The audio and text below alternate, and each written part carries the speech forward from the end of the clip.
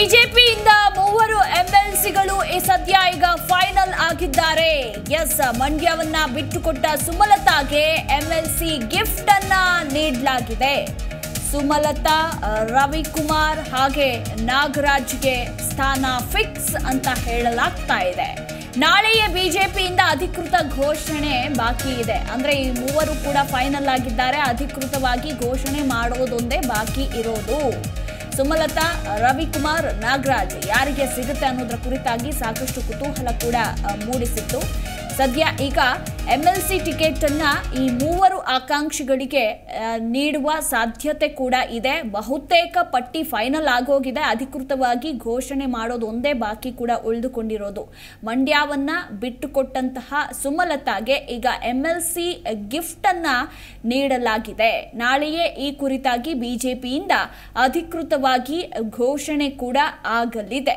ಸಾಕಷ್ಟು ಕುತೂಹಲ ಮೂಡಿಸಿತ್ತು. ಇರುವಂತಹ 3 ಸ್ಥಾನಗಳಿಗೆ ಆಕಾಂಕ್ಷಿಗಳ ಪಟ್ಟಿ ಬಹಳ ದೊಡ್ಡದಾಗೇ ಇತ್ತು. ಸೊ ಹೀಗಾಗಿ ಯಾರು ಕೊಡ್ತಾರೆ, ಏನು ಎತ್ತ ಅನ್ನೋದರ ಕುರಿತಾಗಿ ಸಾಕಷ್ಟು ಕುತೂಹಲ ಕೂಡ ಇತ್ತು. ಫೈನಲಿ ಈಗ ಆಕಾಂಕ್ಷಿಗಳು ಯಾರು, ಆ ಮೂವರು ಅನ್ನೋದು ಫೈನಲ್ ಆಗಿದೆ.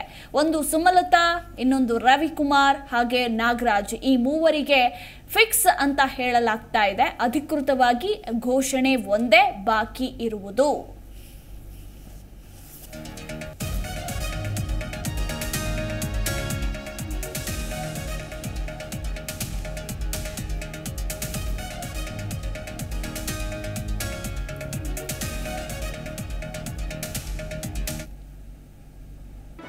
ಜಿ ಕನ್ನಡ ನ್ಯೂಸ್ ಈಗ ನಿಮ್ಮ ಮನೆಯಲ್ಲೇ ನೋಡಿ.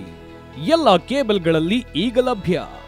ಸನ್ Direct 292, Jio TV 1334, U digital 162, SITI cable 51, GTPL 17, Abhishek cables 821, Rockline telecommunication 51, Shri Basaveshwara number 60, Vinayaka digital number 53, in digital number 896ರಲ್ಲಿ.